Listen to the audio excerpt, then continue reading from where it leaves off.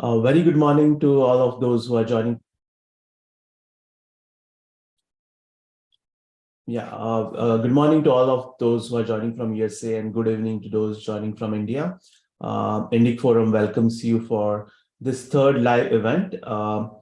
Today's author is Mr. Jijith Nadumuri Ravi. He's a former scientist at ISRO, holder of several patents. He's a researcher in Ved Itihas Purana with very specific focus on geography. His first book was Reverse of Rigveda, and which looked at Rigveda in the context of geography. The book that he's going to discuss today is going to be Geography of Ramayana, and which will be followed in future by another book which will focus on Mahabharata in the context of geography. His books are really well received, and we have shared the quotes from intellectuals and scholars like Dr. Vivek Debroy, Dr. Conrad Elst, and so on. We are really looking forward for this talk. And with that, I would say, Mr. Jijith, maybe you can proceed and the floor is yours. For those who have questions, please ask them in the comment chat, which we may take at the end if the time permits. Thank you. Namaste, Akshar, and I thank heartfully for the organizers who have made this wonderful event. So, as Akshay has mentioned, I was working as a scientist in ISRO, focused on some of the GSLV launches as well as some initial study phase of Chandrayaan-1. And later, I have focused my focus on the Itihasas and the Rigveda. And I have been active in some of the research forums, as well as participating in international conferences, which are actually focused on Mahabharata geography. Primarily, most of the research papers I have produced around 7. All of them are into the Mahabharata geography, but I have been doing the focus research on Rigvedas starting since 2006. My studies I have published as a Rigveda wiki in the website called Ancient Voice in 2011. And almost around the same time, analysis of Ramayana, around large number of nouns in the Valmiki Ramayana that I have published in 2011 in the same website as a Ramayana wiki. So the website has grown with all the Adhyayas from Mahabharata and all the Sargas from Ramayana, as well as the 10 mandalas of Rigveda, and then Yajurveda, Samaveda, Atharvaveda, the 2 researches of Yajurveda, Krishna Yajurveda and Shukla Yajurveda in the Vishnu Purana. It's around 25,000 plus pages. So today I'm talking about the new book that has been released in January 2023, so 1 month ago, as the Geography of Ramayana. So maybe I'll share my screen. So it's better to give a proper context. Yeah. So my screen is visible, I think. Yeah, so the book is titled Geography of Ramayana, and it's available globally in Amazon India, UK and USA. And especially in India, it's available in Flipkart and Notion Plus apart from Amazon. And if you look at the genre of the book, it is the Itihasic Geochronology. And can also be categorized as history or geography. Mostly as history because the bookstores don't have other categories like geochronology or geography. It is one of the first book of its kind with a comparative analysis of Rigveda and Ramayana. I've not seen many books in this particular cross comparison between Rigveda and Ramayana.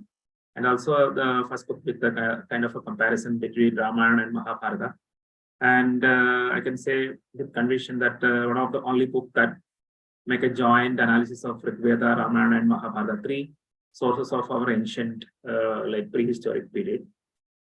And as part of writing books, I have gone to the around 606 sargas and 18,670 shlokas of Valmiki Ramayana, critical edition.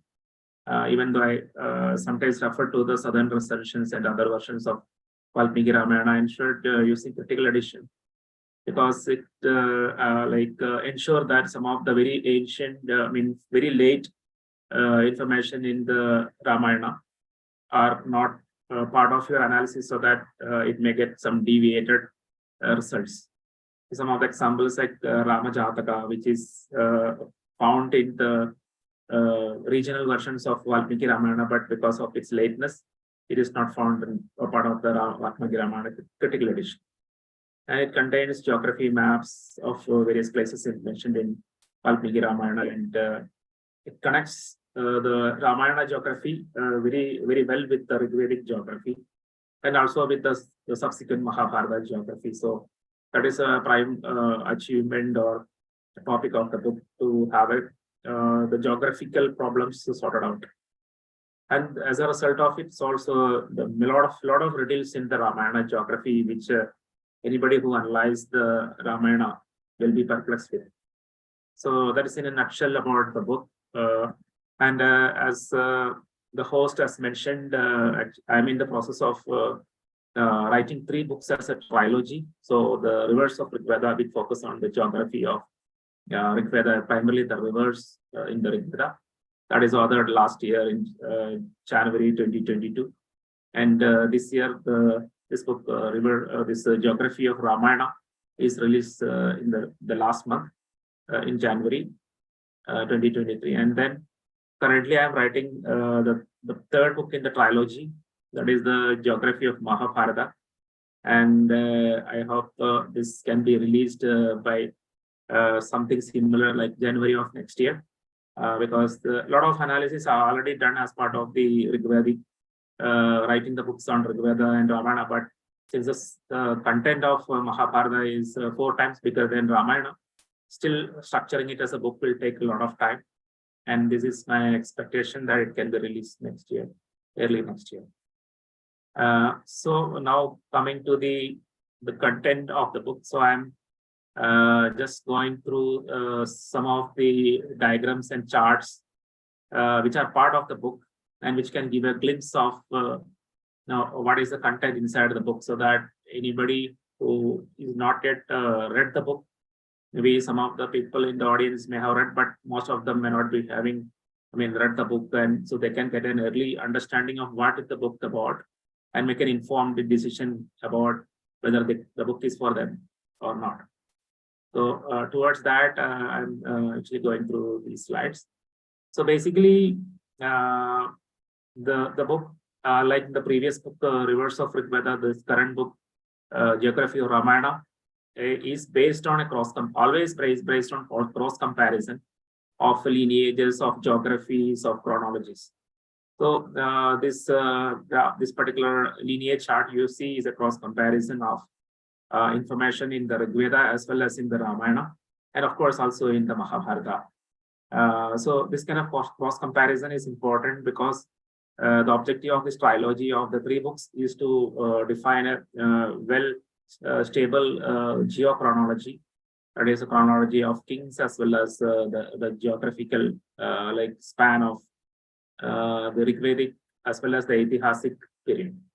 So if you see, you can see the this particular chronology that has been derived by cross comparison is not very drastically different, or at least rather it's aligns with whatever we know as part of our ancient tradition.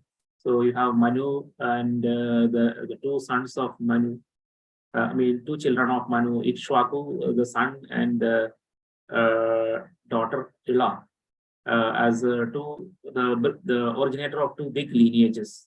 And everybody knows the Ikshwakus are the children of the son of Manu, Ikshwaku, and the other group of the kings, which we all often call the Chandravamsha, the lunar dynasty, is originated by Ila, the daughter of Manu.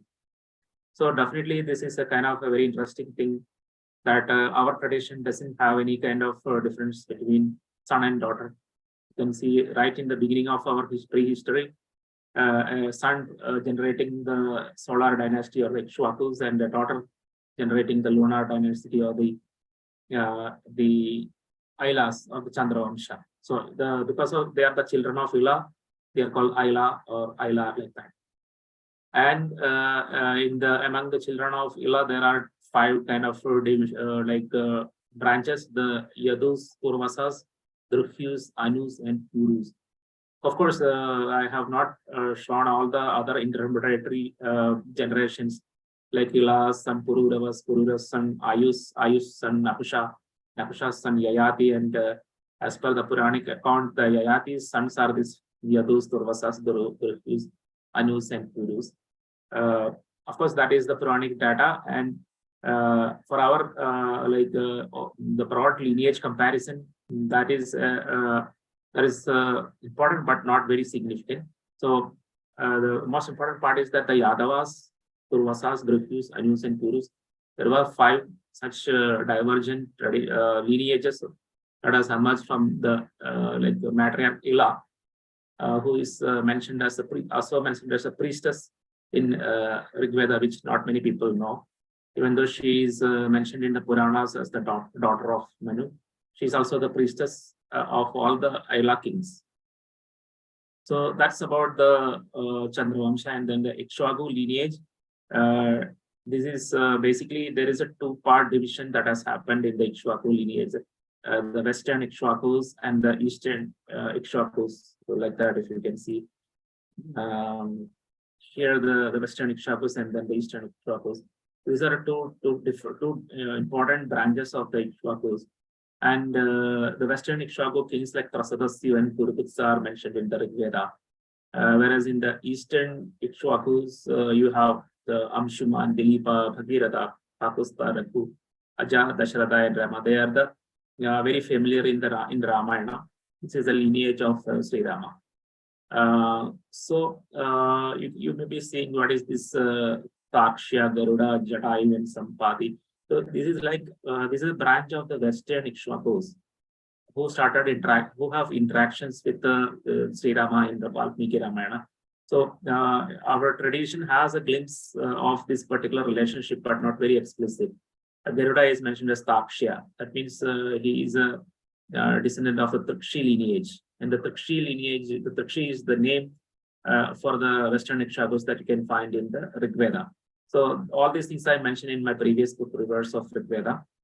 And the tradition as per our Puranas and Itihasas, Jatayu and Sampati are related to Garuda, they are born from the brother of Garuda. So they are all Trikshis or Tarshyas or the Western Ikshwakus.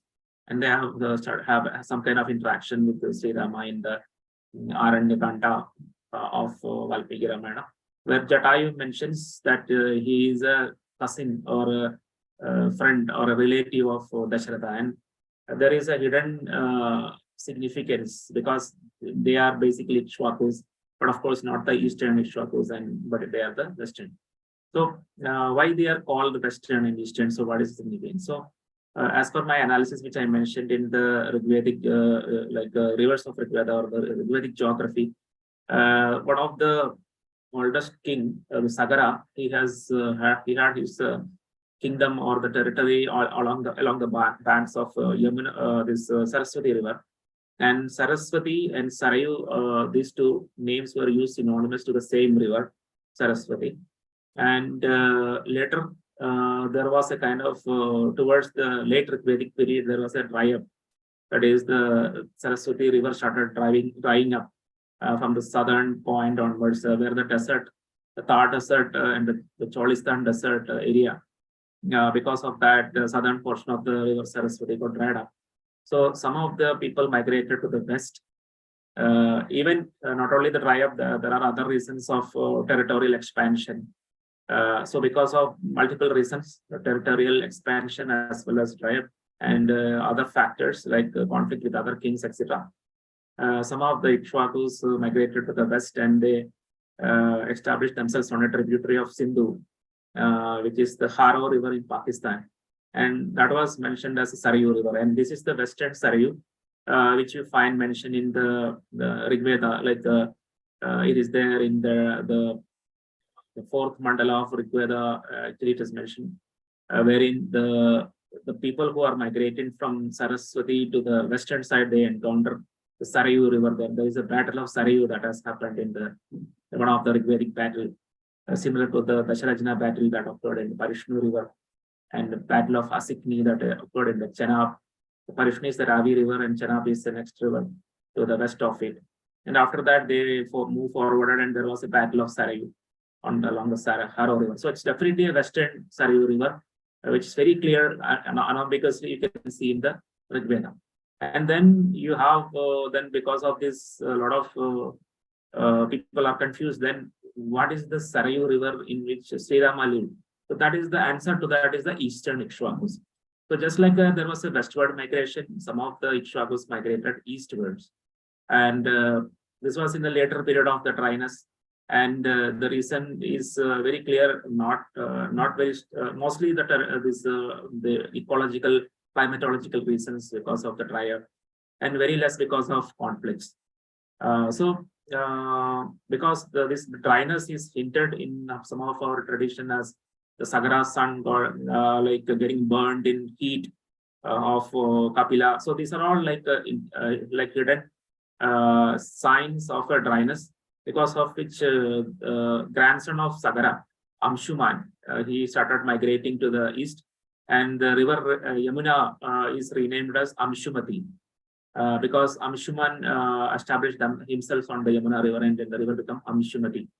And then in Ramayana, you can see Dilipa trying to bring Ganga in order to quench the thirst of the ancestors. But he was not successful, but he failed. He tried that and could not complete the mission, and he died. And his son Bhagirath was able to bring Ganga and then like satisfied his ancestors who died because there is without water. That is the narrative mentioned that they died and they don't have any even water for doing the Udaka Kriyas. So even though the narrative, the poet mentioned that Dilipa tried to bring Ganga, and Bhagirath was able to successfully bring Ganga. It is actually the mirror image of what actually happened. That is, Dilipa was trying to move eastwards to reach Ganga, but he was not successful. But in the second generation, Bhagirath was able to move towards Ganga and establish himself on the Ganga River. And once they established on the Ganga River, because Ganga is a very strong and mighty river, like the ancient Saraswati, and then all the tradition, all the culture got re-established in Ganga River. So that is what Bhagirath story is all about. And then his son Kakusta moved little bit eastwards into another tributary of Ganga, and Rekhu established himself in Gomati, and finally Aja establishing on another tributary of Ganga River. That is the Sarayu River. That is the eastern Sarayu River of Uttar Pradesh. And the Aja, I mean, somebody in their lineage, most probably Aja has established the Ayodhya city on the banks of the Sarayu River, which is flowing in the Uttar Pradesh as a tributary of Ganga. So this is also the reason why in the archaeological records, you see the dating of Ayodhya, the archaeological sites in Ayodhya is very, very late. Now it is stands somewhere around 7,500 BC. Whereas you get very ancient like archaeological sites in Saraswati, Drushatwadi region in Haryana. Birana is around 8,000, very close to 8,000, or in the 7th millennium BC, 7,500 BC, etc.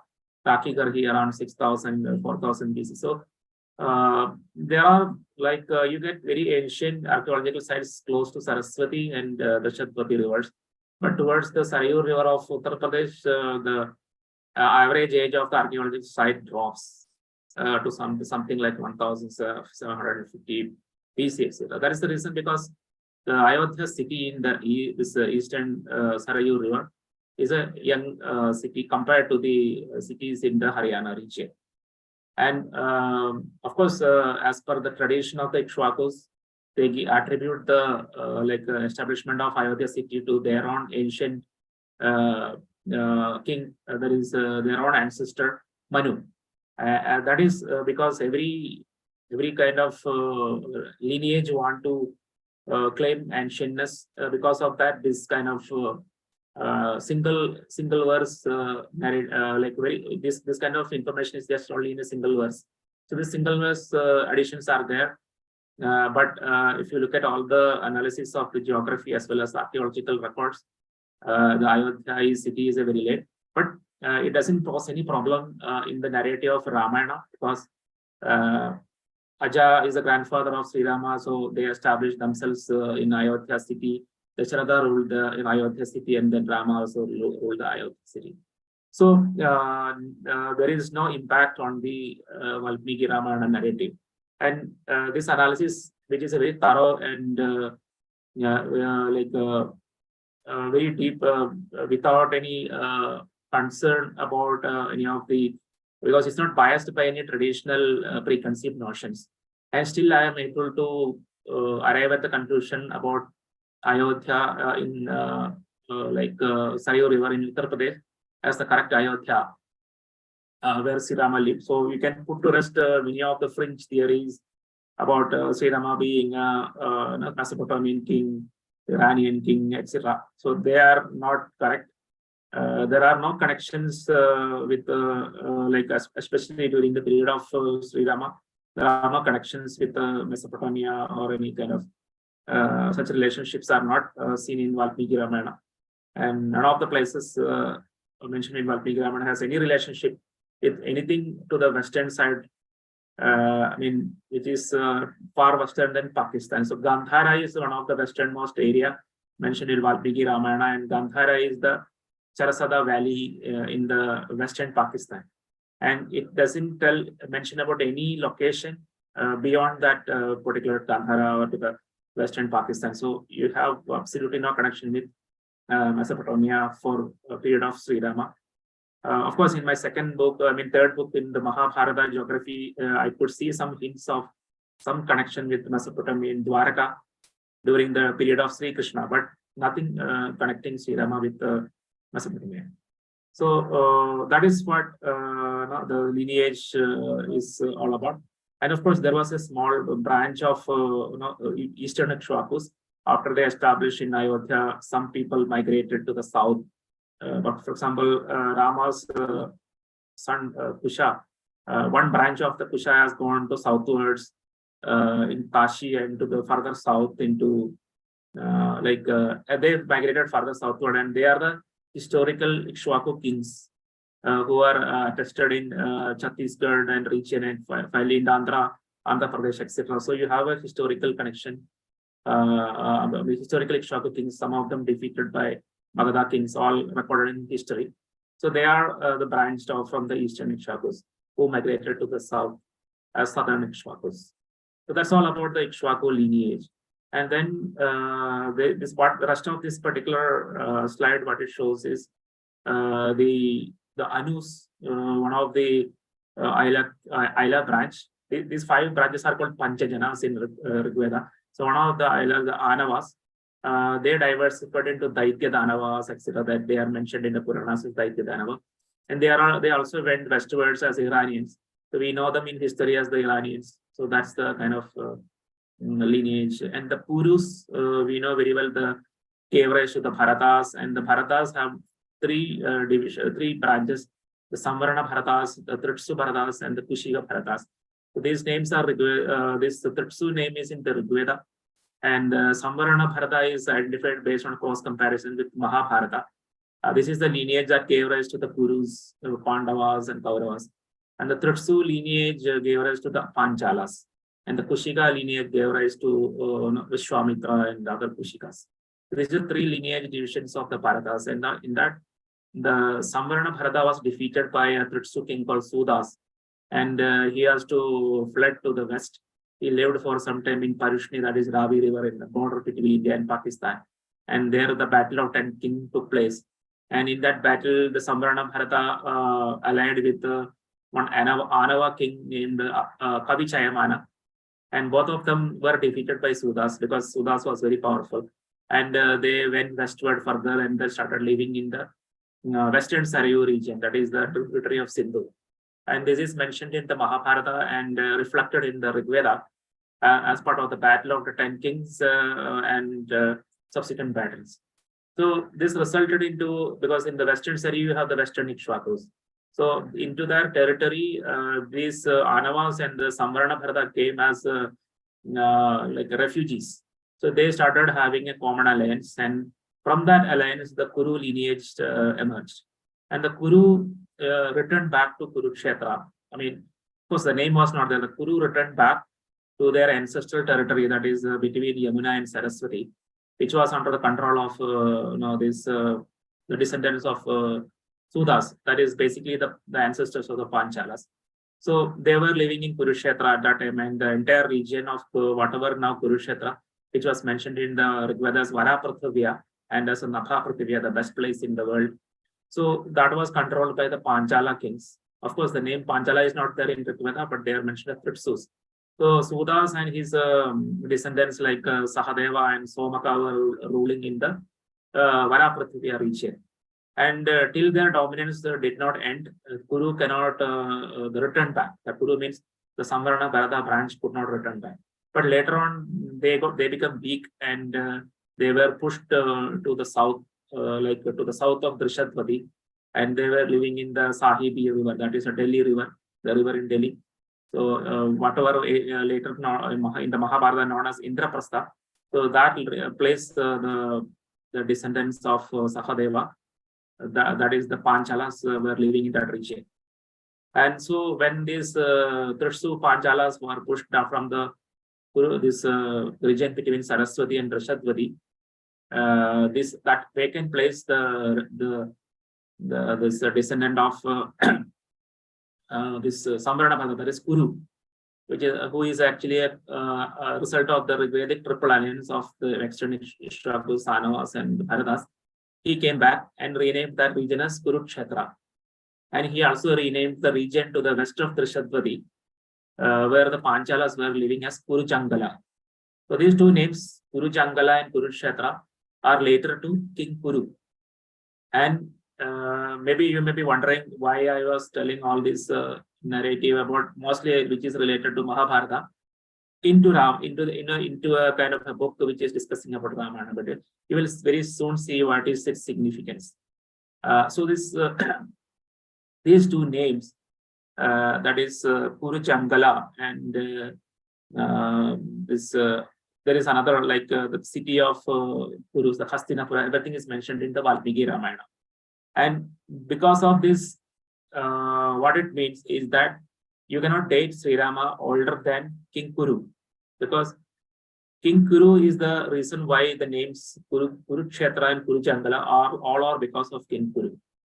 So Rama, during this lifetime of Rama, these names like Kuruchangala were contemporary to his lifetime. Maybe I will move to the slide so that it will become very clear.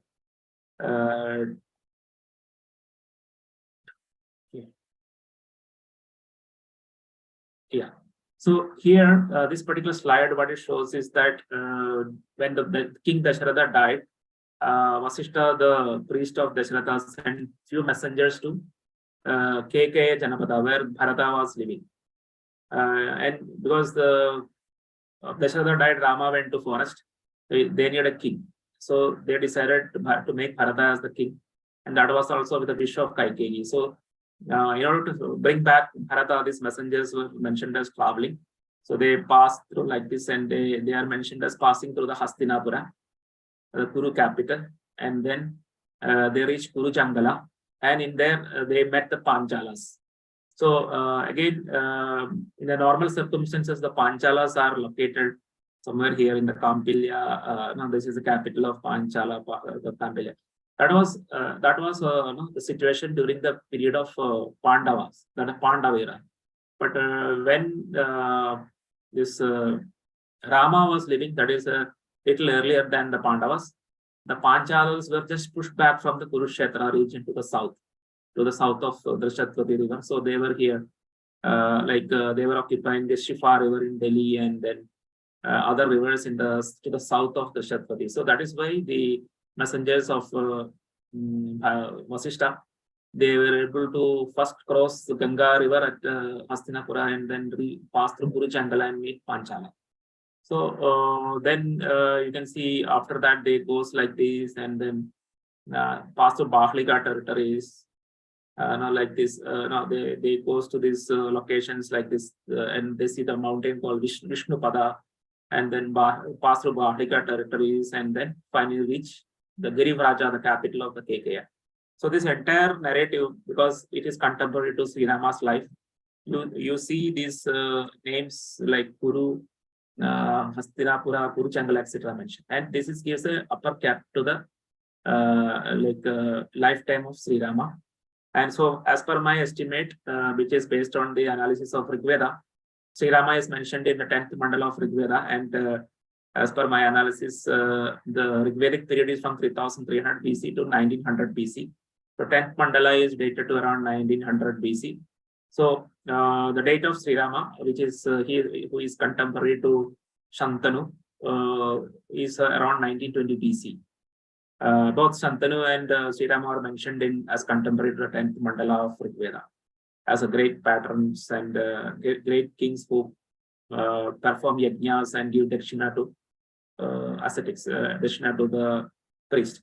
So these are all mentioned in the Rigveda. So all these things collaborate, connect together, and it gives it triangulates and gives a date for Sri Rama's around 1920 BC. And when you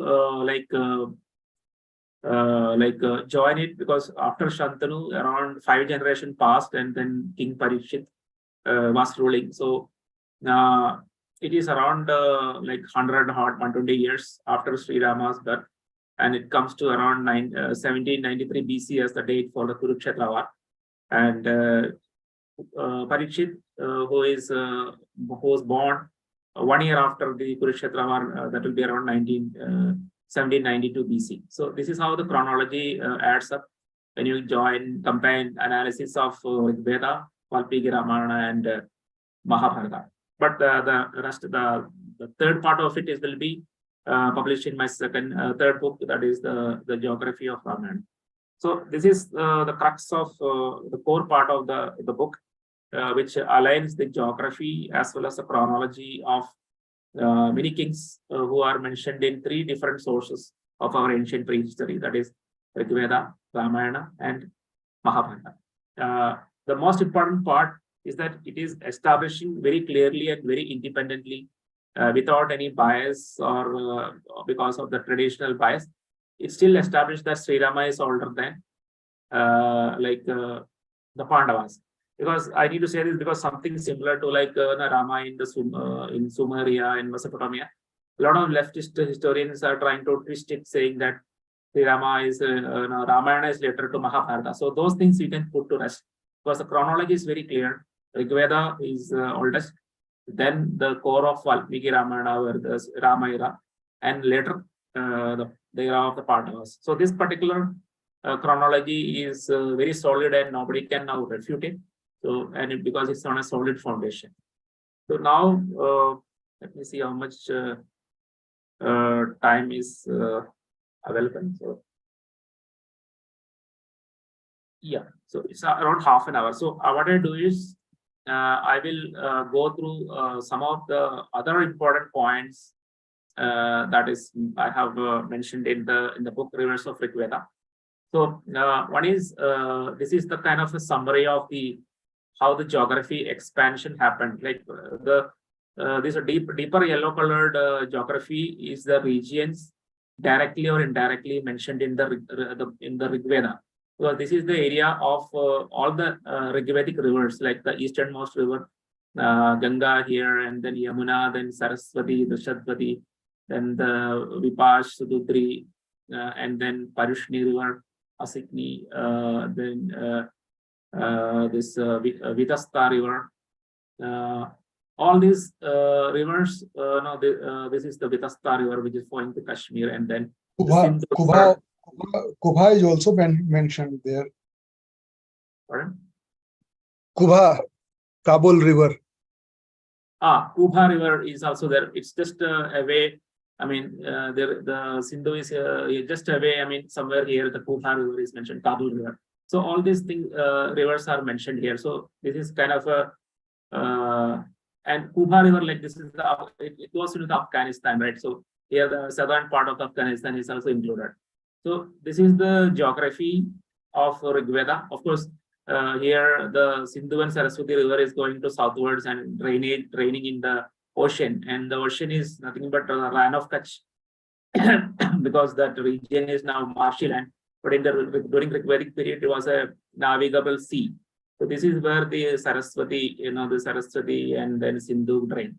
So and Rigveda mentioned about ocean, that is a southern ocean, because this is a southern ocean. So the southern ocean is very clearly mentioned in Rigveda. So this much is the area that is described in Rigveda. And this is the kind of expansion happened during the Aitihasic period. So you can see the easternmost regions like Videha, somewhere here, everything is Magadha, all these things are mentioned in the the youngest kandas of Valmiki Ramayana. That is, many portions of the Balakanda and Uttarakanda, all these things are youngest portions of the Valmiki Ramayana. So these are all mentioned here. And regarding the south, this is what may be confusing to people. So that is what is the topic of the rest of the book. And again, there is another important information which help us to define the Aitihasic geography, is that in both in Ramayana and Mahabharata, there is two interesting aspects related to Parshurama or the Bhargava Rama, who is a contemporary to Sri Rama. As per Mahabharata, the Bhargava, after conquering a lot of territories of the Kshatriyas, handed over all that territories. That is called, he calling it a non-earth. That is the earth not to him. He handed it over to Kashyapa. And after that, Kashyapa said, look, now since you have handed over all the territories, now you can retire into a place which is not part of this territory. And then Parshurama, what he did, he went to Mahendra Mountains in the eastern shore of Orissa. And the same story is repeated in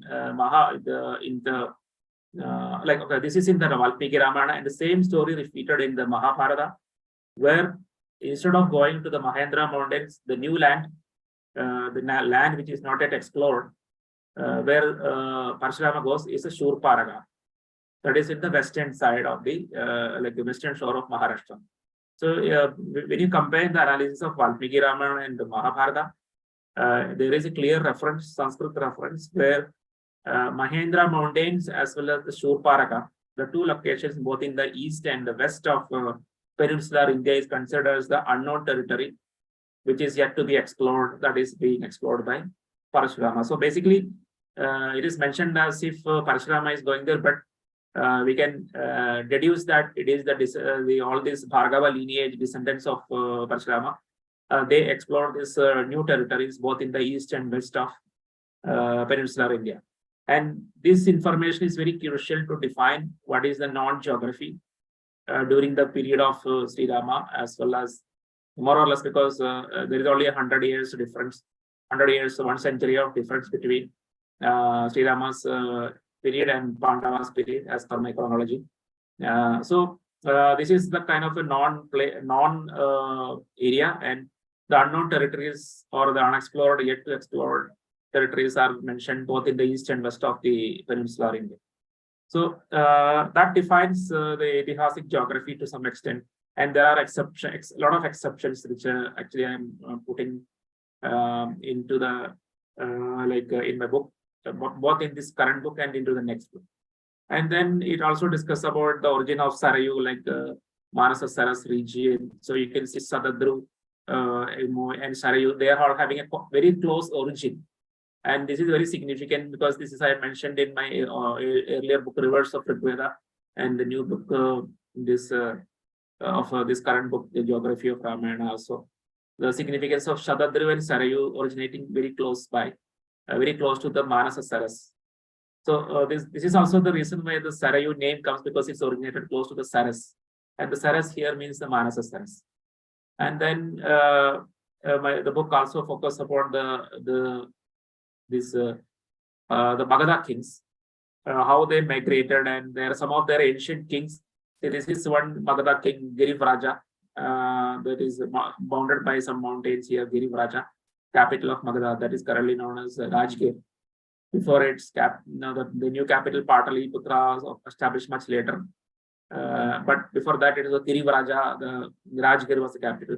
And another Magadha king in Dharmaranya, which is now currently known Gaya, both Gaya.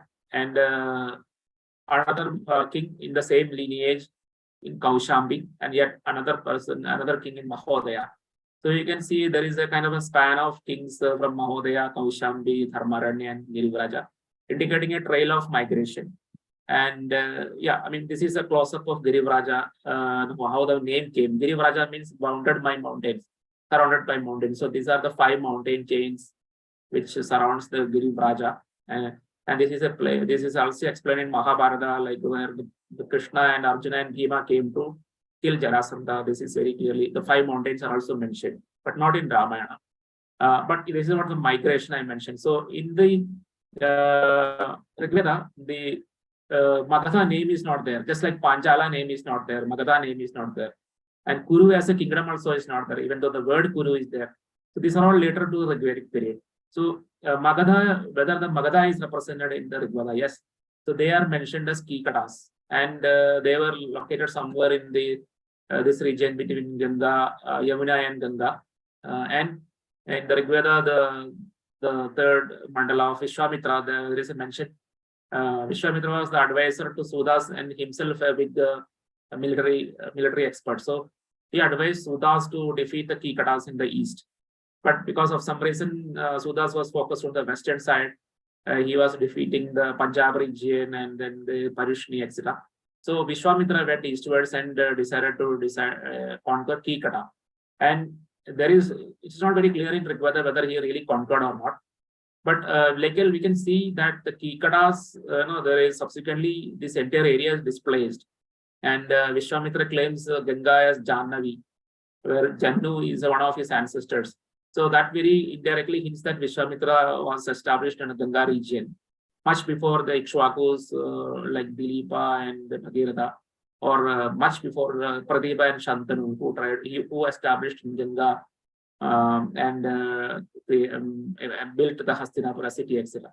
So earlier than that, Vishwamitra was there in Ganga. And then these people the Kikadas got displaced and they started moving like this. That's why they are in Mahodaya, they are in the Kaushambi, and then finally to Magadha. So this Magadha, the Kikada Magadha migration, which I have mentioned in the reverse of Rigveda, that I have completed and that discourse in this geography of Ramayana. It's very clearly discussed. And this is also the reason why Jarasandha has some interest in the Mathura region, because that was their ancestral territory. So they wanted to displace the Yadavas living there and reclaim that territory. And that is why you can see Jarasandha coming and continuously attacking Mathura, because of which the Yadavas have to shift to the southwards into Dwaraka. They completely withdrew from Mathura and established themselves in Dwaraka because of these politics and geodynamics. And then the Valmiki Ramayana has the oldest information about the kingdom called Kanyagubja, which is currently known as Kanauj. Later in the Mahabharata period, the Kanyagubja become absorbed by the Panchalas ruling at Kampilya and all. But in the Valmiki Ramayana, there is a hint of them being an independent kingdom. And of course, in the historical period also, the Panchala and Kanauj, Kanyagubja were independent kingdoms. So that's also very clear. And here, again, this is a result, very interesting result you get by comparing Rigveda and Valmiki Ramayana. In the Rigveda, these rivers Vipash and Sudutri, that is Bias and Satluj, are mentioned as the sisters of Vishwamitra, because he was moving to the west, leading an army of King Sudas.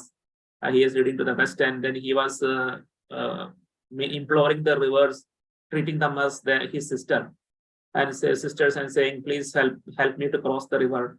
Let not the chariot got destroyed while it is passing through the river.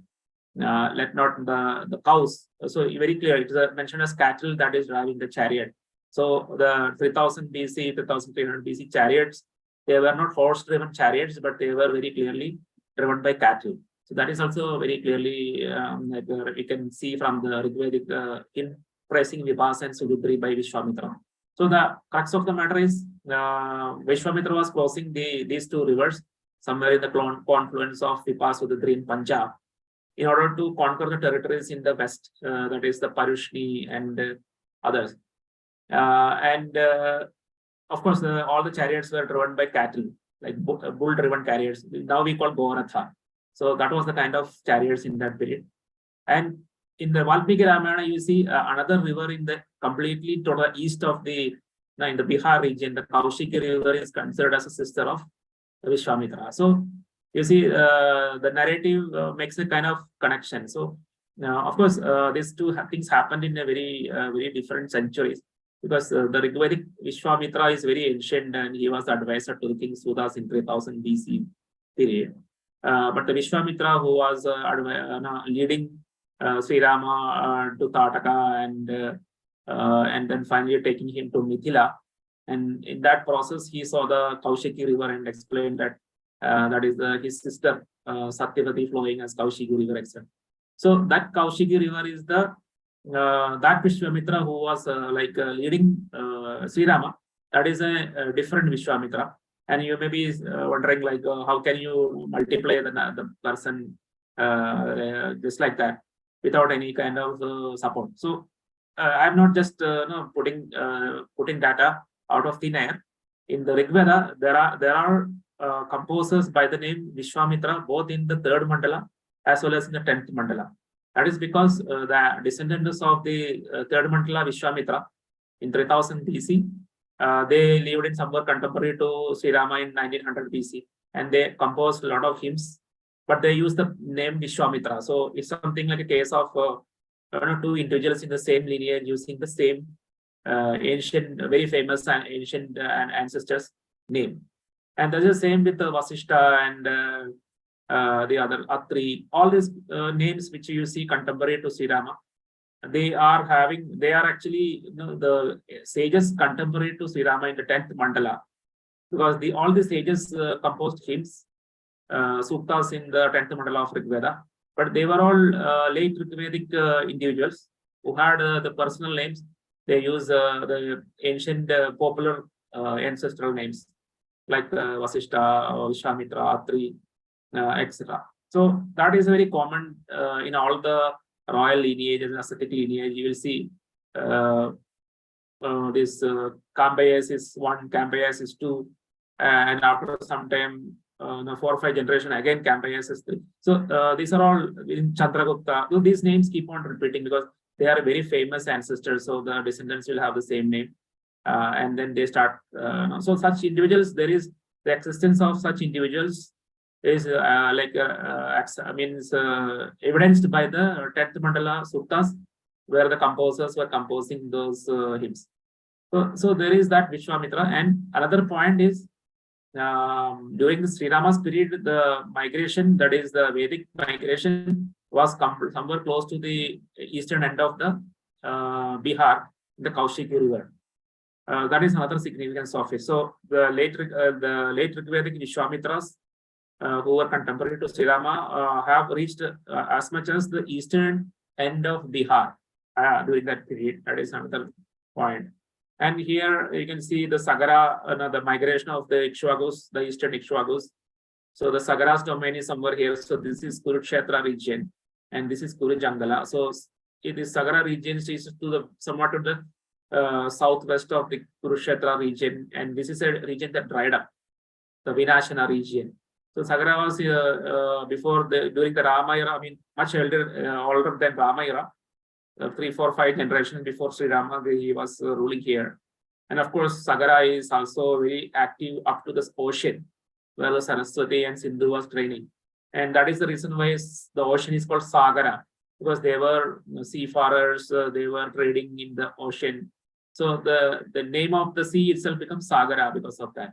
So that is he was a very powerful king, but because of the dryness, his descendants had to shift.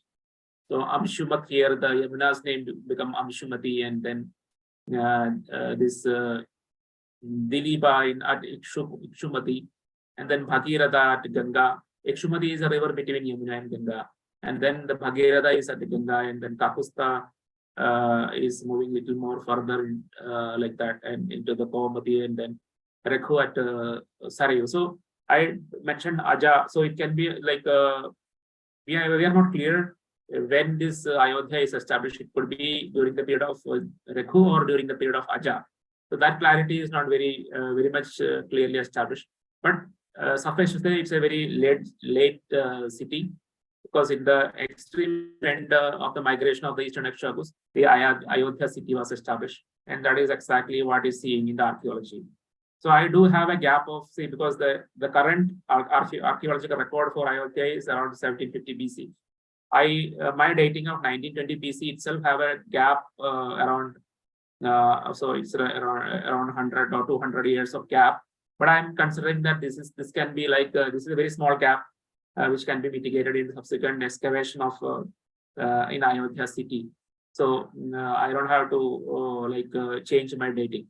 But imagine the kind of dates like 12,000 BC for Sri Rama's contemporaneous. There is nowhere close to what is the archaeology saying.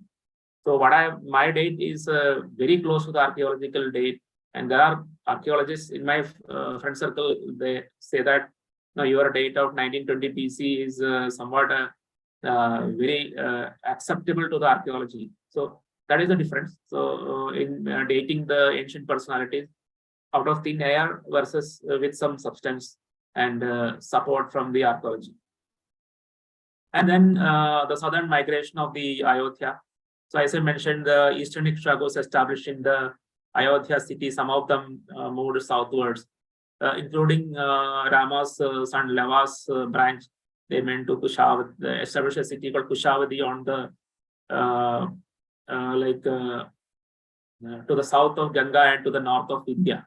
That is information from Ramayana. So that particular migration continued. They went to the Raipur region in the Chhattisgarh, and then finally to Andhra Pradesh. So that is the historical Ikshvaku kings, who are all recorded as Ikshvakus in our historical. You also read in history books about them. They are the Ikshvakus. And then here it's that very interesting journey of from Vishwamitra, that is contemporary to Sri Rama. He take from the Kumaras, Rama and Lakshmana from Ayodhya. Then they have the Bala, Adibala. Now that mantras he gave to the Rama, that is very close to the Sarayu River, and then they pass along the Sarayu River to Kamasrama, like that. There is some more here, the Tataka location, etc., and that is there in my book. Then they go to Vishala, that is Vaishali today, and then Gautama and Ahalya. Then the episode of Ahalya Moksha, everything, and then they finally reach the Mithila, where the marriage between Rama and Sita, everything occurs. And I have some theories about Janaka's brothers, Kushatvaja, who was ruling at Sankasya. This later became a Buddhist pilgrimage center, Sankisa. So Sankasya and Mithila, there is a big gap, and there are certain significance for that. That's all I mentioned in my book. I'm not detailing much here about that. Sankasya is here, and then Kampilya is here, and Nyagujja is here, etc. And you can see this very grayed out. This is the Ekachakra and Baka. This is all part of Mahabharata. So I have overlapped the Mahabharata locations with the Ramayana location. So one interesting point is that when Pandavas traveled from Ekachakra to Kampilya, they might have passed through Sankasya, which is the city of Janaka's brother Kushatvaja. So that kind of interesting correlations you get by comparing and overlapping Ramayana geography and Mahabharata geography. And then this is another information from Shatabada Brahmana, because my book also cross-reference not just Rigveda and Mahabharata with Ramayana, but also with Brahmanas and Aranyakas. So this is one interesting cross-reference of Ramayana with the Shatabada Brahmana, where it mentions Videha Magadha, Videga Madhava, that is a king name. He traveled from, Agni burned the region from Kurukshetra to up to Sadadira. That is, Sadadira is here. So this is the boundary of Kosala and Videha Janapadas. So Kosala is here and Videha. Of course, there is a Malla kingdom that came later, but Kosala is here and Videha is here. This is Mithila, this is Ayodhya. So the boundary was Sadanira, and then there was a period when the western side of Sadanira was populated by Vedic people, and the eastern side was yet to be explored. This is another unknown territory into the east. And later, Videga Magadha established in the east, and then the Mithila city, everything is. So Mithila is another very young city, even younger than Kosala. And that is why the archaeological dates were in that region is very much more lesser than that is there in the Ayodhya. And all the significance of that I mentioned in my book. And it also shows how the Vedic culture slowly migrate to the east and also to the west. So this is a slide which shows that how much this distance between Kushathwaja and Janaga, the son of the father of Sita. So there are, because of that, there are certain significance to that. And this is another interesting information where I mentioned, like before Rama, Dasharatha and Kaikeyi has visited very close to the Dantakaranya. They came for a battle at Vaija in Davan city.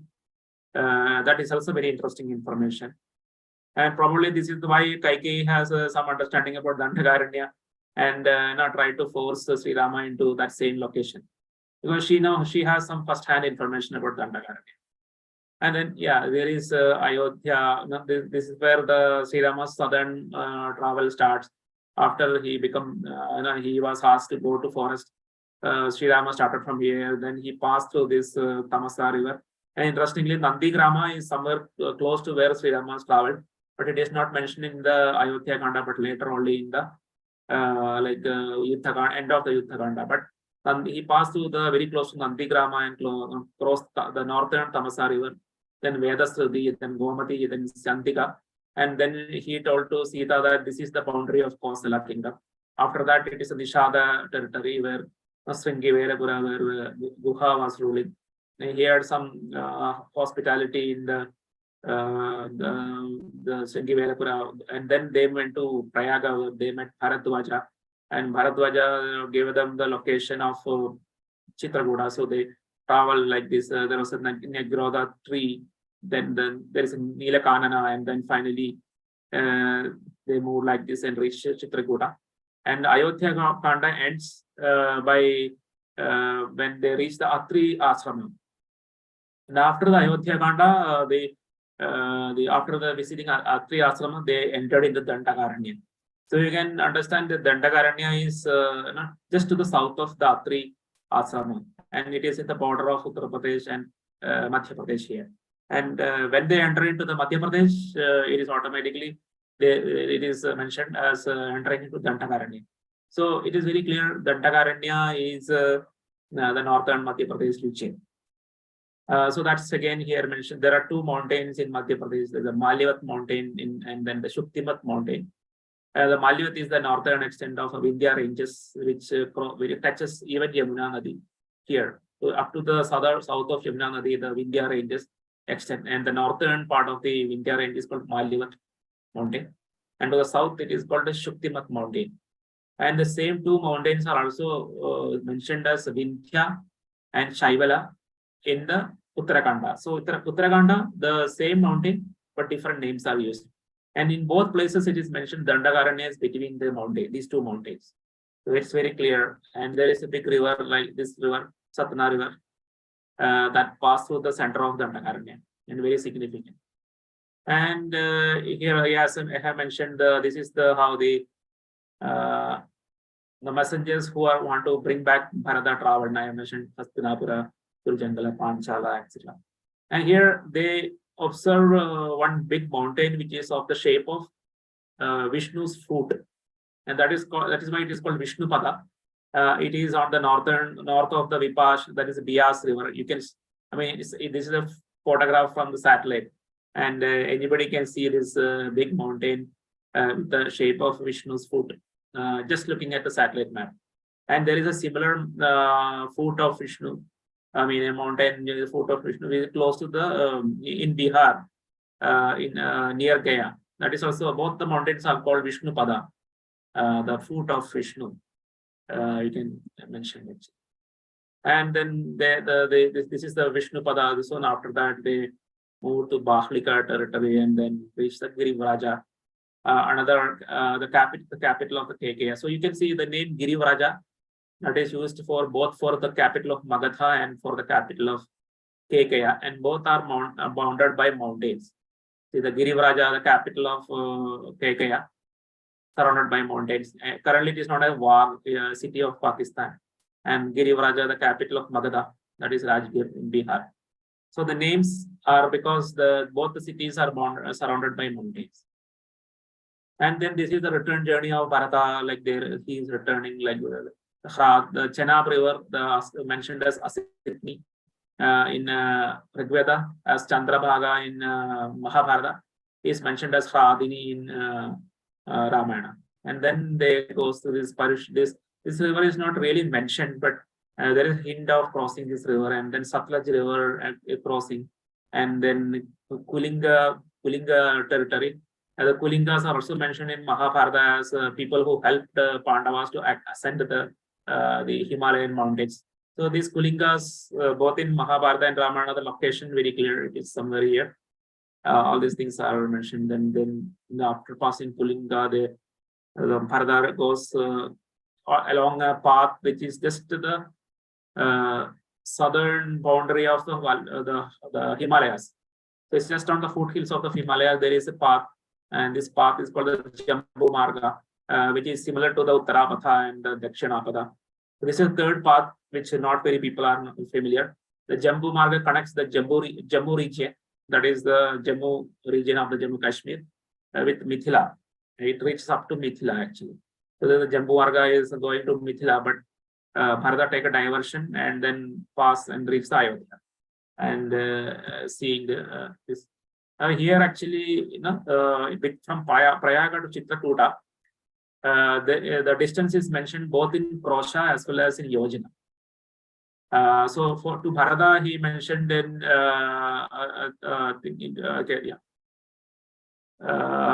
to Rama, he mentioned Krosha, and for Bharata, he mentioned Yojana, same distance of 120 kilometers. So from there, you can actually calculate what is the value of Krosha in terms of kilometers, what is the value of Yojana in terms of kilometers. And this is the units, the distance formula in Valmiki Ramayana, which is used for identifying other locations. So here it is, the Chitrakuta mountain, the Kamadgiri mountain from satellite map. You can see the Lakshman Pahadi, Ram Bharat Milap, all these places in this satellite map itself. And this is from here onwards. So there are no conflicts of understanding up to Chitrakuta. Everything is very clear. Whatever information in Ramayana matches perfectly with the satellite map or the political map of India.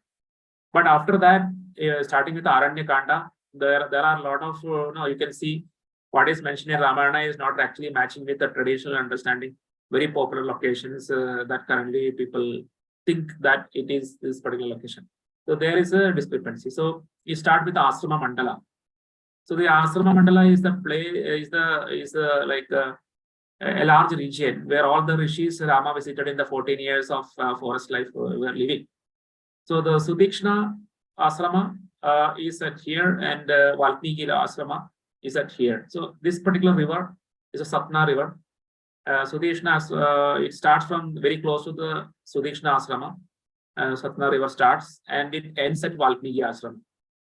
And this is also known as Tamasa River, Thorns River, or Satna River, like two names it having. And it is in the Satna district of Madhya Pradesh. And this is the place, this is the river along which the Asrama Mandala existed. That is the asrama of all the ascetics. So for 10 years, Rama was circulating between Sudikshna Asrama and Valmiki Asrama, returning back. So this entirely he was living. It's like living in one asrama for 1 year or 3 months or like that. Again, move to another rishi. So like that, he was going between all the rishis. He spent 10 years of his forest life along this river. This is the Tamasa River. And yes, the word S is used because it's southern Tamasa River. Because the northern Tamasa River is a northern tributary of Ganga. Southern Tamasa River is a southern tributary of Ganga. So I think we almost have 1 hour. So I wanted to do it something like 1 hour 15 minutes. So what I would say is this Asrama Mandala is a very significant for the rest of the analysis. So what is the problems of traditionally identified Panchavati? So you can see this Panchavati in Nasik and then another Parnashala in Bhadrajalam are considered as two very traditional locations of Panchavati. But what is very important is Rama is mentioned like after returning back to the Sutikshna Asrama, Rama asked for where is Agastya, and then Sudishna said go like this. There is Agastya Brada Asrama, and then Agastya Asrama will be there. So Agastya Asrama is located here, somewhere here in this location, to the northern foothills of the Shaktimat mountain. And Agastya asked Rama, Rama asked Agastya, where is the place I can establish permanently? And Agastya said, go northwards, and you will find a place called Panchavati, and you can live there. So this is a very significant information. Many of the archaeologists, geographers missing. Agastya is not asking him to go southwards. He is clearly asking him to go northwards. And because of that, after the Rama went southward up to Agastya, he just returned northwards. He is moving northwards instead of going southward. And that location, here, like this is Agastya Asrama, and then this is the. So I have identified it as a location very close to Satna city, and that matches with the both the distance as well as the direction. So here is the Panchavadi, and the Satna city itself considered as Janasthana, and then all the descriptions of the direction and motions of Sri Rama all over in the Ramayana matches perfectly well, if you define it like that. And then the Panchavadi becomes one of the asramas in the Asrama Mandala. You see, Sudikshna Asrama is here, then this river, Tamasa river is here and reaches up to Valmiki Asrama. In between Sudikshna Asrama and Valmiki Asrama, the Panchavadi, the asrama of Sri Rama, newly established. And of course, then you ask the question like, no, then the Rama is mentioned as established in Godavari. Yeah, that is correct. So this the same river, it has two names, that is Tamasa as well as Godavari. The name Godavari basically means the river which is where the rishis live, where their gotras exist, where the go means cow, so it is related to the cow. So this single land, this entire region is the Dantakaranya where the Rakshasas were living, but only this particular river was used by the rishis to establish themselves. So along this river, you see Vedic culture, but everywhere in both in the Dantakaranya, you will see a non-Vedic culture of the Rakshasas. So that was the life. This particular river was the lifeline of the rishis, and this is why Rama is asked to protect the rishis, because they were surrounded by the Rakshasas. So this river, because of the rishis living there, and because of their cows and all their gotra, that is a cow-based economy existing, that is called Godavari. And later, when the people traveled to the south, they saw another big river, the biggest river in the southern South India. They also named it as Godavari. That is the current Godavari that we see. But in the Ramayana, the Godavari basically is a Tamsa river itself. And this particular information is validated again and again because it subsequently you can see this Ravana, when you're reaching, Ravana is talking to this Maricha to go to Asrama Mandala in order to abduct Sita. So there again you have another information that Sri Rama's Asrama is in Asrama Mandala. And Asrama Mandala we have already established is along the river Tamasa, and the Tamasa has another name, Godavari. So everything matches up. So this is how the Ravana fetches the Maricha, and that is somewhere located in some Jayanti, that is in the Maharashtra. And Lanka is here. I will explain why it is here, as mentioned as a small island in the mouth of Narmada River. And then he moves like this, and then abduct Sita. So then you question what is the location, true identity of Lanka. So maybe a little bit of time I utilize because in the Ramayana it's very clearly mentioned the ancestors of Ravana, that is Malivat, Mali, Sumali, three ancestors of Ravana married the daughters of Narmada. So we have already established, like for example, Shantanu marrying Ganga. That is actually a hint of Shantanu establishing himself in the Ganga river. Even if you look at the Mahabharata deeply, Shantanu's father Pradipa is also proposed to Ganga, but Pradipa said, no, I will not marry you, my son will marry you. But basically what it means is Pradipa tried to establish on Ganga river, but he could not. Just like Dilipa tried to establish in Ganga, but he could not. And the next generation, that is Shantanu, was able to establish in Ganga. That is what the poets say, Shantanu married Ganga. And he established this Hastinapura city on the banks of Ganga. And Pradipa in the Ikshvaku line, the Dilipa in Ikshvaku line tried to establish Ganga, but he died. But later, Bhagirath was able to establish in Ganga. And that is what poet explains as Bhagirath like bringing Ganga. And the same situation when the poet says the ancestors of Ravana married the daughters of Narmada, it is the same meaning that they were established on Narmada river. And of course, this is not just stopping its single data point. Ravana's enemy, Kartavara Arjuna, he has a capital along Narmada, that is Mahishmati. And Ravana worshipped Shiva along the Narmada river. Again related Narmada. So everything matches, and even the Malivat, the name Malivat is also a remnant of the Malivat mountains, which is in the same territory of Madhya Pradesh. So everything matches up, and it is mentioned Lanka is a island in the southern ocean. So automatically we think the ocean to the south of Kanyakumari. But since starting with the Rigvedic period, this ocean around Gujarat, starting with Rana of Kutch and the Gulf of Cambay, Gujarat Gulf, everything is considered as a southern ocean. And of course, the Lanka is located in the southern ocean and also on the mouth of Narmada. So that is how the location of Lanka is established here. It's very close to the Bhrigu Kaksha.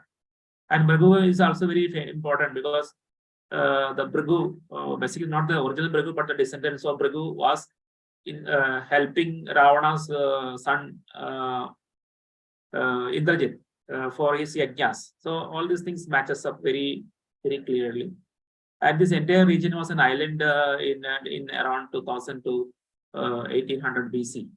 And you even have a mini island, which is equivalent of the Mainaka, somewhere between the Lanka island. So you can actually also have the bridge constructed from in a southern direction, like from the northern banks of Narmada.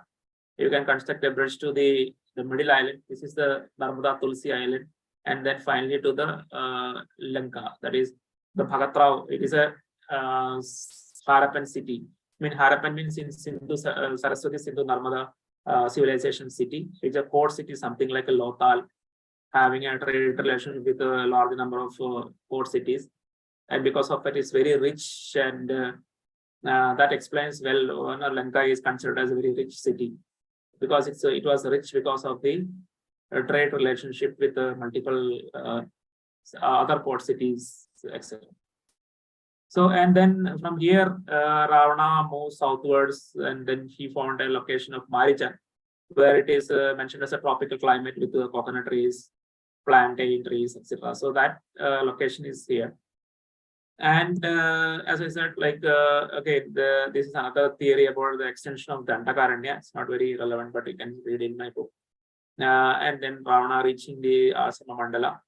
And here actually Rama is meeting after the abduction of Sita, Rama's motion. Very clearly as per the text, Valmiki Ramana, it is shown here. Rama is, after meeting Kabanda, he is mentioned as traveling in a westward direction. That westward direction motion is very clear from the satellite maps. Then he reaches this Rishimukha mountain region, which is again somewhere in this Madhya Pradesh region, close to Vidisha. And you have the I have identified Kishkinda as Bhimbedka, which is primarily because if you look at the narrative of Kishkinda in Valmiki Ramayana, it is mentioned as a cave network with beautiful interiors, and that is exactly you get in Bhimbedka. It's a cave network with a lot of artwork and beautiful interiors. And it's not only the description that is matching, but the direction of motion of Sri Rama, everything is matching. And here, this is a bigger, larger version of the largest Kishkinda city and the Valisiki River battle, the Prasravana mountain, and then the Bandarban Hut. This is the region, place where there was an exchange, the Sita exchange of her ornaments to Vandaras, because the Vandaras were then living in this region.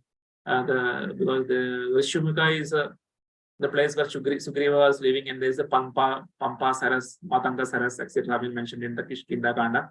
Shabari Asrama, everything is here.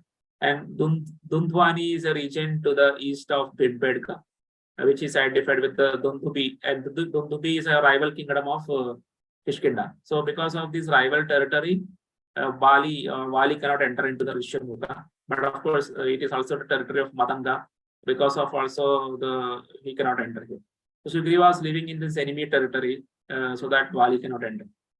And they were roaming around this region, Prasravana, and then they were here. That time, Ravana brought Sita, and while they saw the Vanaras on a mountain top, she threw away her ornaments and Uttariya to her. No, that all these things happened. And in no other geography, this particular geographical possibility is there.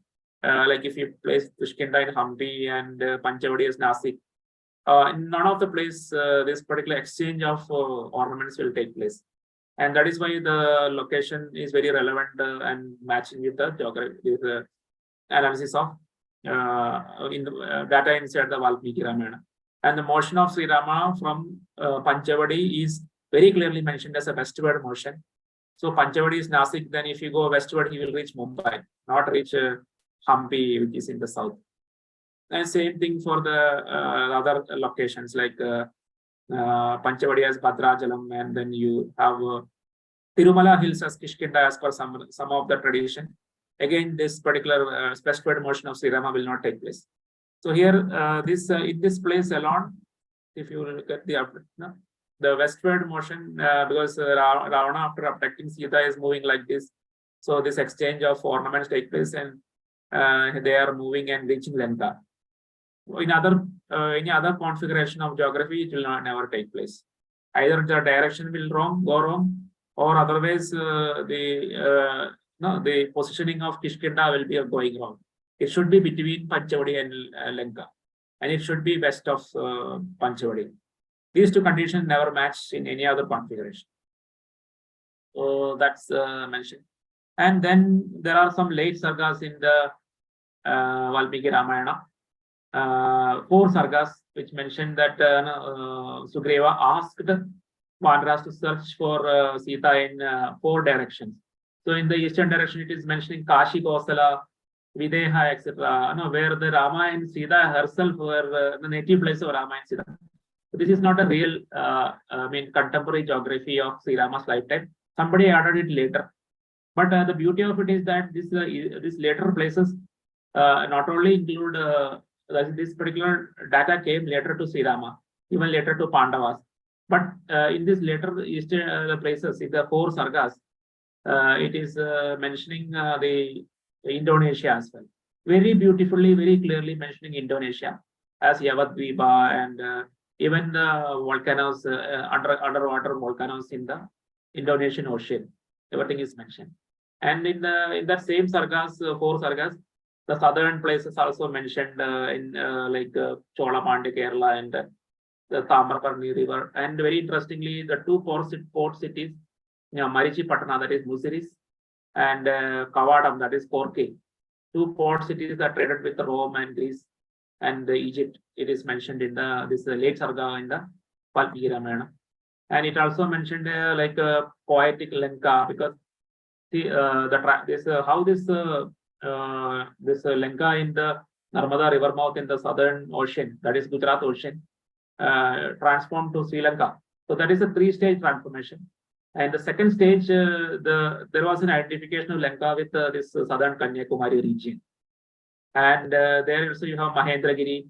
Even today it is known as Mahendragiri. And then one mountain to the south of it is considered as Lanka. And this entire region surrounding this particular mountain was underwater. And that is the submergence of Kumari Kandam, which the Tamil text started describe. So Kumari Kandam submergence is nothing but the submergence of this Kanyakumari region. Even today, the sea level is the elevation is lower than the sea level in this region, many of this region. So that is the reason. And here in the western side, it's again mentioned about some places, very random places, some in Pakistan, some in Kerala is mentioned in the western places where Sita is to be searched. Again, because the geography is very random and very crude, by a later poet, much later than Rama and Pandava, they have inserted this information. And in the northern side, it mentioned even South Siberia. It mentioned a vast expanse that is the Taklamakan desert. Again, it is mentioned that Uttar Guru is mentioned as a place, that is Siberia is mentioned as a place where there is less light, darkness most of the time, winter, cold, etc. Very clearly, very identifiable with Siberia. And the same Uttar Guru, Siberia is mentioned as Uttar Guru in Ramayana. Same Siberia is mentioned as Airavada Varsha in Mahabharata. I have mentioned actually. And later on, after the Sugriva mentioned Vanara to go here and there, actual travel happened. And in the actual travel, after Sarga, verse after verse, only Vindhya mountain is mentioned. So the Vanaras are not going anywhere other than Vindhya mountains. They were continuously moving to Vindhya. And that's anybody who goes through the Sanskrit version of Ramayana will see that and will be totally surprised. And this Vindhya ends at the Mahabalam, where the Maya's underground city was there, and then they finally exit. They saw Jadayu and then finally reached this southern ocean. And then they have to go to Lanka, which is in the south. So all these things match up exactly with the Ramayana geography. And now the most difficult part, now why this Ramasetu, what is the problem? So irrespective of all my geographical analysis, there's a big problem with Ramasetu, is that Hanuman is mentioned as traveling to the south from Mahendragiri, not to the east. So one Mahendragiri, we have it here in the Kanyakumari. If Hanuman is traveling, he has to travel like this. He doesn't reach Sri Lanka. This is one of the biggest problems with the Ramasetu. So irrespective of where you put Kishkinda or where you put Panchavadi, the direction doesn't match for reaching Sri Lanka from Mahendragiri because it's in the eastern direction. That is the problem. And so here you can see there are three different possibilities I have shown. One is our identification of Lanka in the mouth of Narmada River. So you can see there is a movement. The bridge can be constructed in the southern direction, and this is possible using this because this entire area is a Harappan area where a lot of engineering skills are there. That is why Nala is mentioned as a son of Vishwakarma. Vishwakarma means a Harappan engineer. All these things very clear. But here, the same thing, if you establish a bridge in the Kanyakumari region, it will look like this. And there is another possibility like Mahendragiri in Orissa, and you can have a move to Lanka, and direction will match, but the distance huge. It is not possible. So that is the difference, Nalasetu in different geographies. Jijith, yeah, around 25 minutes over time. Yeah, yes. So maybe I will wind up. I think I have explained most of the things. So this is like if you try to identify locations in Sri Lanka, how it would be, but it will not be very significant because we have very clear understanding about actual location of Lanka. And then, yeah, you can see here it is saying Lanka in different geographies. And this is the location of the Vanara leaders, which is mentioned in the Yuddhakanda. Again, it is showing a northward geography. And the location of the Medicine Mountain, which is in Kanyakumari district, also it's in Himalayas.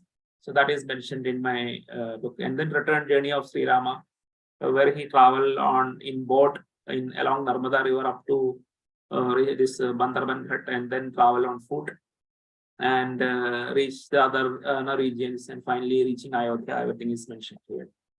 And these are the places related to this Rakshasas. You can see all the places are in the northern, North India. And these are the places related to Ravana as part of his Digvijaya. Again, all the places you can identify in the northern region. And this is a last travel of, the Sita's banishment, where she was banished to the Valmiki Asrama. And then this is Shatrugna conquering Mathupura.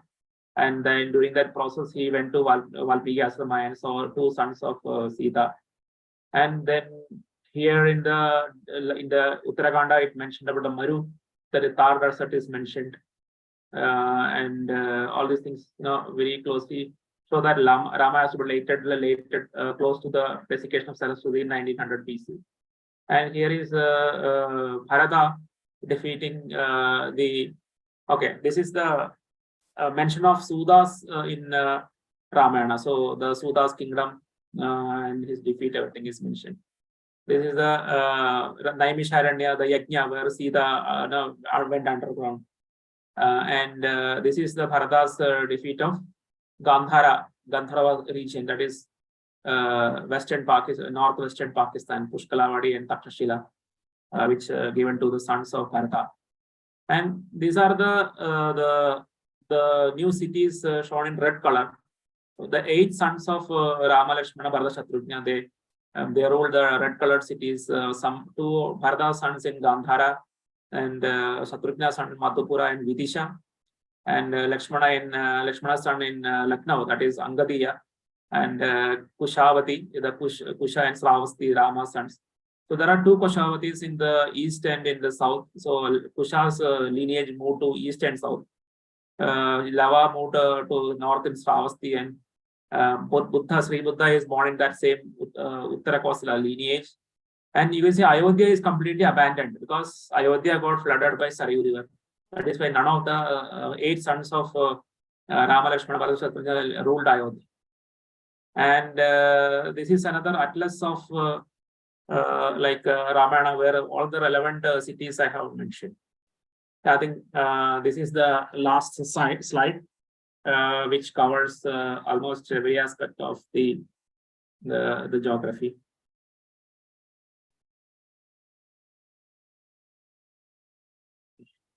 I'll just conclude here, and we can have some questions. I think it's a total of 1.5 hours. Yeah, thanks a lot for this presentation. It was very enlightening. And given the interest, I think most of the people stayed, so it's really good sign that everyone enjoyed it. If there are any questions, we may take them. Yes, I do have a question. Please go ahead. Namaste, this is Richa, and actually very interesting presentation. And my question is twofold. One is about I know you mentioned the Rakshasas in the forest, right? I was wondering what is the lineage of the Rakshasas, and also if you know about have you studied or read anywhere about the Naga people? You know that there were a tribe of people who and I have read about this earlier. I'm sorry, I don't remember the name of their leader and stuff like that. But then I do know that they did migrate down south of the Vindhyas. You know, is that something that you have come across while you're doing your research? Thank you. First about the Yaksha Rakshasas. So in the Rig Veda, there is a very faint hint that the Yaksha Rakshasas has something to do with the Yadavas. Just like the Daitya Danavas has something to do with the Anavas. You see the Daitya Danavas are 2 different branches of the Anava lineage, that is the Iranians. So similarly, the Yadavas, the remote cousins of the Yadavas are described as Yakshas and Rakshasas. The reason is because there is a dual tribes in Rig Veda, that is Turvasa and Yadu. these two tribes are mentioned together. And again, in the Mahabharata, Yadu and Turvasa are mentioned as a son of Devayani, and Drishu, Anu, and Puru are mentioned as a sons of Sharmishta, two wives of Yayati. So they have some connection. Yadu and Turvasa have some connection. But strangely, in some Rigvedic verses, it is mentioned as Yakshu and Turvasa. So Yakshu or Yaksha is somewhat synonymous to the Yadu. And Ramayana very clearly established that Yakshas and Rakshasas were a same tribe. Even though the Rakshasa is something like protectors of the territories. It's a positive meaning. Just like Kshatriya is actually the ruler or governor of territories, Rakshasa is a protector of territories. They are both same, like they were rulers. But only thing is the Rakshasas were not most of the Rakshasas were not adhering to the Vedic principles, Vedic tradition, etc. They were sometimes against the Vedic rishis. Whereas the Kshatriyas, they do the same function, but they're considered as a second varna and very much aligned with the Vedic, like the society. That is the only difference between Kshatriya and Rakshasa. And of course, they are the somewhat affiliated with the Yadava lineage, Yadu lineage. The reason is in the Uttarakanda, the Shatrughna is mentioned as conquering the Madhupura, and there the Madhu is mentioned as one of the ancestor of a Lavana, and Lavana is mentioned as a Rakshasa, whereas Madhu is clearly a Yadava. So the same lineage kings are mentioned as Rakshasas and as Yadavas. So that is the kind of connection. And then you ask about Nagas. Yeah. So can I just clarify, the Yadavas then is the same dynasty as Krishna, is that right? Correct. And you may be surprised, the Krishna is called Madhava. The reason is because Krishna is a descendant of Madhu. The same Madhu who was the father of Lavana, who was defeated by Shatrughna. So it is the same lineage, the same Krishna's lineage. But see, you don't have to confuse that Krishna is a Rakshasa or anything. But it's not like, it's like some of the branches or some of the members of the Yadava lineage were designated as the Rakshasas. That is the only meaning it means. And it is very clear if you compare the analysis of Valmiki Ramayana and Mahabharata, this name Madhu is a common both Ramayana and Mahabharata. And same Madhu is the ancestor of Krishna, and same Madhu is the father of Lavana, who is declared as a Rakshasa and killed by Shatrughna. And Nagas is something very similar, because if you look at the Harappan or Indus Valley or Sindhu Saraswati Narmada civilization, that is the term I'm using, because it spread from Saraswati, Sindhu, and Narmada river as well. You can see the Gandharvas, which are very clear, they are the Gandharas. And the same Gandharva, some branches of the Gandharvas or the Gandharas are also called the Nagas. But when you say Naga, it is a very diverse ethnic people are called Nagas. So you have the historical Nagas in the northeast, and also a lot of Nagas in the Punjab region, and because the Iravati river I mentioned. So the people who are living in that Iravati river, that is the Ravi river, are mentioned in Rigveda as Parushni, that is the India-Pakistan border. People of that region are called Airavadas or Airavata Nagas. So Arjuna's wife Ulupi and his son Iravat all belong to the Airavata Nagas. Even Takshaka and his son, who has an enmity with Arjuna, they are all Airavata Nagas. And that is why after the defeat of Takshaka in Shandava Pasta, he went to Takshashila and he was living there. And after Arjuna, all of them died. Arjuna's grandson Parikshit was ruling in Hastinapura. Takshaka from Takshashila came and poisoned Parikshit. So there was a big enmity between the Airavata Nagas and the Pandavas. And later Janameja did a Sarpasatra in Takshashila and killed all the Nagas. So you see there is a kind of a love-hate relationship between the Nagas and the Pandavas, you can see. So Nagas is actually a kind of, just like the Rakshasas and Yakshas are very much related to the Yadavas. The Gandharvas or the Gandharas, there is a small branch which migrated eastwards. and mingled with the Kauravas and Pandavas. They are the Nagas actually. But you see, it's a the name started used for a large number of ethnic tribes. So currently, the word Naga doesn't have the same significance of what is mentioned in the Mahabharata or the Puranas.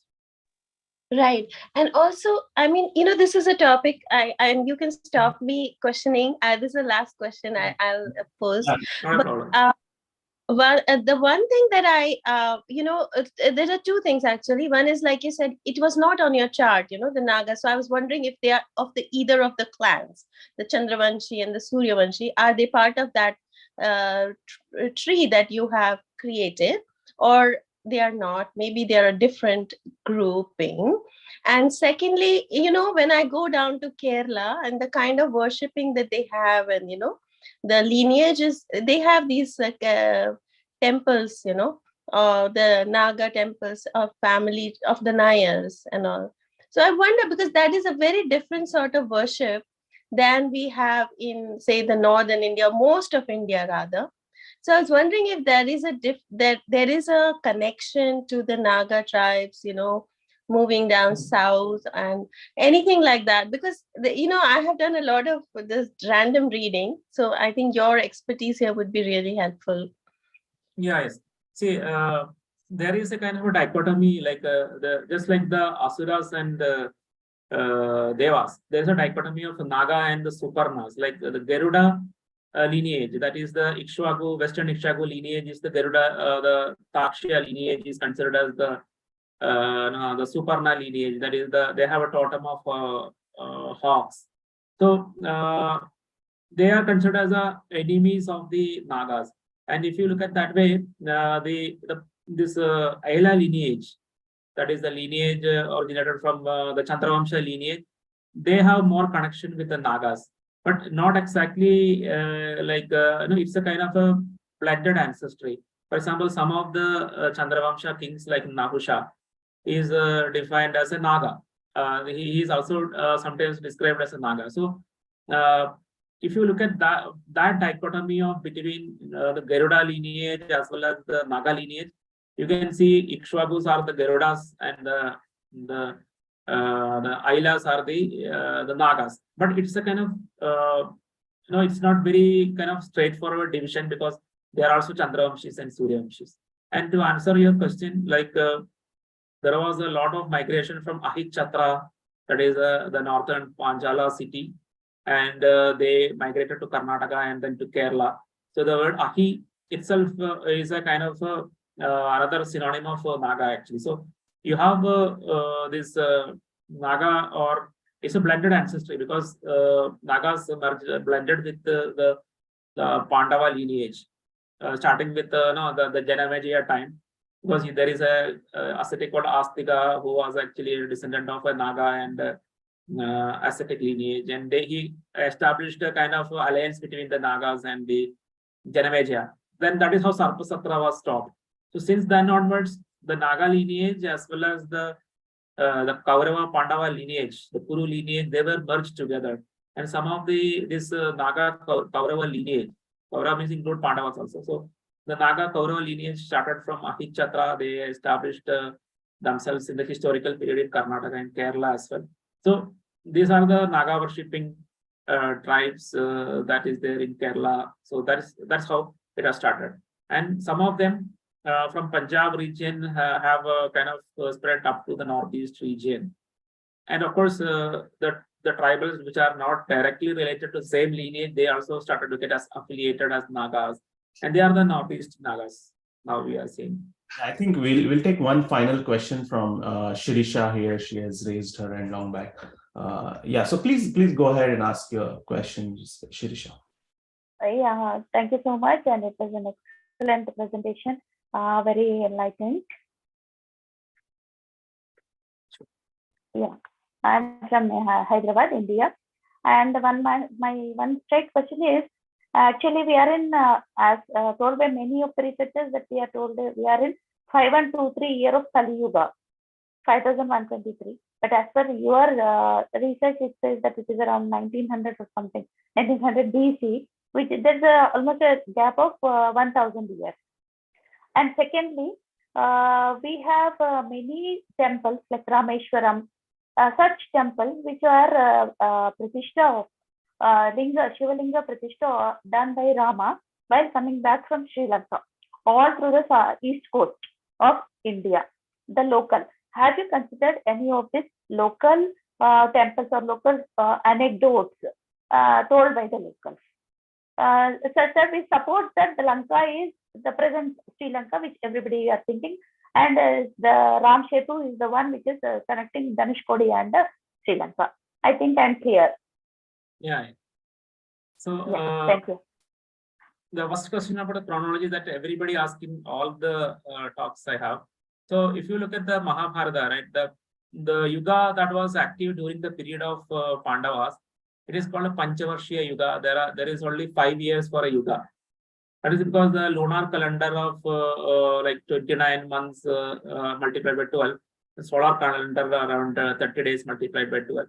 There is a gap of 60 days after 5 years. And then these two calendars, lunisolar calendar, they merge together once in 5 years. And that is what the original yuga is all about. And now, now you are saying Dwapara Yuga, all of this total together are 43 lakhs 20,000 is the current. People have accepted it as one of the important popular definition of the yuga. But it was a last transformation of the yuga definition.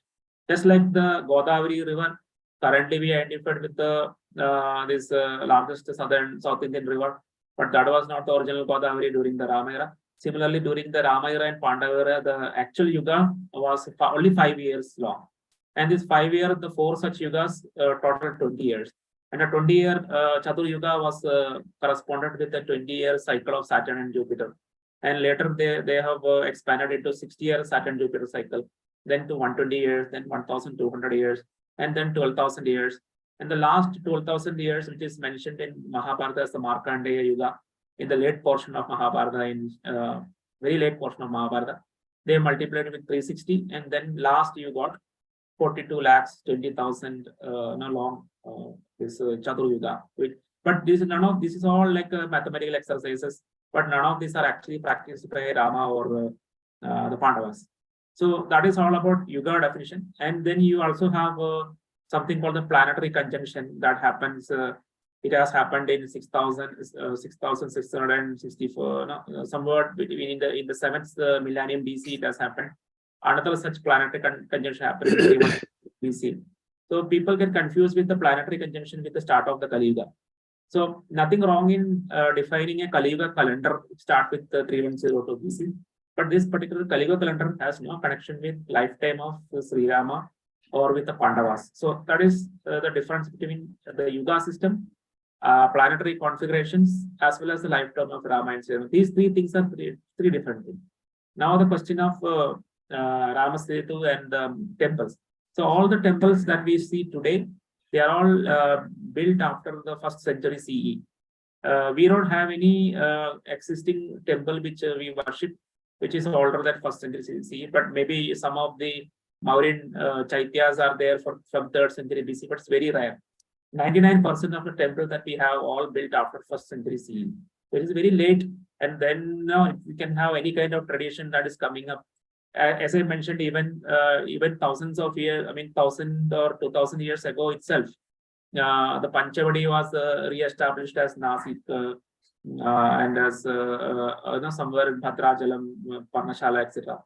Kishkinda, maybe somewhere in the after 1st century AD, it was redefined as Hampi and etc. And the name Lanka, identification of Lanka with Sri Lanka is not very late. Very late, like you don't see that identification in a very ancient millennia. It was known as there were other Sanskrit names for Sri Lanka, like Tamraparni island, because there is a Tamraparni river in the Pandya, southern Pandya, that is southern Tamil Nadu, and that same name got applied to the new island that has been discovered, and that is the Tamraparni island, the old name of Sri Lanka. It was also known as Sinhala in Mahabharata. So the name Lanka attached to Sri Lanka at a very late period. And again, irrespective of all of that, I mentioned that the direction never matched with Sri Lanka, right? From Mahendragiri of Tamil Nadu, the Sri Lanka is in the eastern direction. But Ramayana clearly mentioned that the bridge construction to the southern direction as well as Hanuman's travel to the southern direction. It is somewhat matching with Mahendragiri in Orissa. But then you will look at nobody can construct a bridge from Orissa to Sri Lanka in the southern direction. Again, the distances are very vast and wide.